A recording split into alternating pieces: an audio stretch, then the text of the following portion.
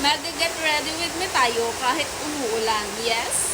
Yes! Kasi, gumawa ako ng transition kanina at hindi pa umuulan nun. Tapos ngayon, super power na ng ulan. Ko alam kung ano yung gagawin kong look ngayon. Pero bagay ba sa akin yung doing? Duling. Sanitize lang ako ng hands kasi baka kung san-san to hinawak. Magpe-prep lang ako ng lips gamit itong Vitamin C Kinemerut. Hindi ko alam kung anong gagamitin kong moisturizer. Ito bang Papa Pill na kulay blue or eto, para lightweight lang ba? So mag-mini-mini-mini tayo. Ito daw. Sige, ito na nga lang. Kasi, diba, buray ko din naman. Lagay lang tayo na a little bit. Then, syempre, i-blend. So, ayun, tapos ko na siya. So, magpa-foundation na tayo. Hindi ko alam kung ka-shade ko pa rin tong Maybelline in the shade 102. So, basta, itatry ko lang ba? Bakit? Sayang eh. Lagay ko lang siya here sa aking back of my fan. Tapos, then, i-blend ko lang siya netong aking kamay. So, parang maputi na nga siya sa akin. Umitim ba ako? Di na nga lumalabas ng bahay. Umitim pa ako. Tapos, lagay ko lang siya directly sa aking face.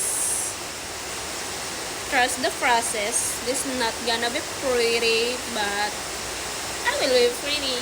Power blend lang natin to ng very, very hard. Like this. Mabablending yan. And meron pang mga product na tira dito sa likod ng kamay ko. Tapos, kukunin din natin yan para diba? Sayang naman. So, ayan. Pag mukha na tayong espasol, dadagdagan pa natin yan para magmukha na ulit tayong puto. Lagyan. Ito nga pala ginagamit kong concealer from Maybelline. Hindi siya masyadong hygienic, pero ang ganda kasi niya. So, lagay ko lang dito para matakpan ang ating pinagpuyatan. At dyan, at dyan, at dyan, at dyan. Then, i-blend lang natin. Mukha na talaga tayong tanga. Mag-contour na tayo. Ito pala ginagamit kong contour from O2O. Dual-ended na siya. Dito, meron siyang pang lighten. And ito naman yung pinaka-contour stick niya. So, maglagay lang tayo sa mga gusto natin lagyan. Bahala na dyan. Kusme. Diba? Ito lang naman ay mga nakikita ko dyan sa TikTok. Tapos aking ginagaya. Tapos dito daw para mukha tayo nagpabihibelo. Nagpadokyapi ng ilong. Hindi ko alam. Pero trust the process. Alam ko hindi maganda. Pero gaganda yan. Blend lang natin using different sponge.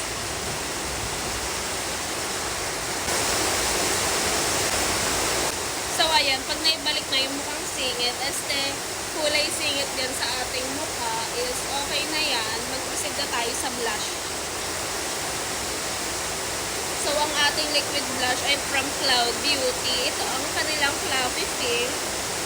Super ganda nito, pero ayoko lang kasi apply ko siya. Kailangan mo siyang ganyanin para mag-melt and parang merong mga dust na napupunta dito sa mismong product niya. Sana lang may applicator siya, diba? Para hindi ginagamit yung pag ganyan na, powderan na natin. So, ginagamit ko tong Dr. Sensitive. Panang lola ko. Kasi, ang tagal-tagal na nito. Pero, for the go, ang dami pa rin kasi niya.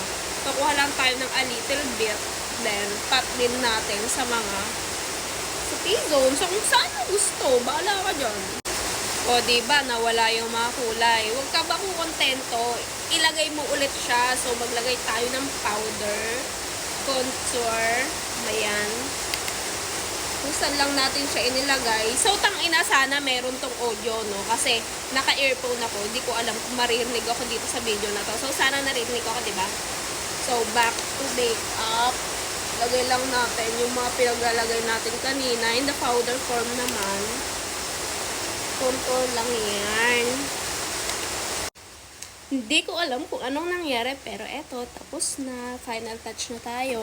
Ito, setting spray na bigay sa akin ng aking kaibigan na si Kate. Yun Kate Sumera. Thank you so much po sa pa-sponsor ng setting spray. So, eto, gagamitin ko na.